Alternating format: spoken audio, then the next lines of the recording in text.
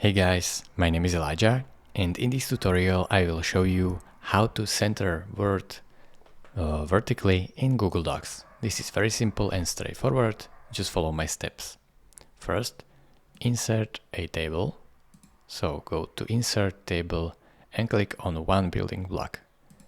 Now, just simply copy your text, so select it, press Command X, and get your cursor in the table and press Command V to insert the text.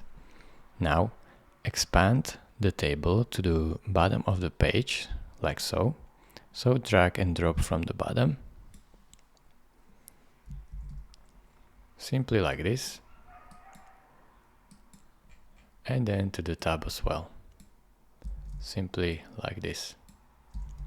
Find where you can expand it to. So once you are done expanding to the whole page, just simply go to the right click right here and then click on Table Options. Right now, you have to go to the cell right here and then click on this drop down menu and select Middle. Now press on Color and change the border to 0 so it will disappear. Press X right here, and as you can see, your text is centered right now, right in the center. It is really this simple.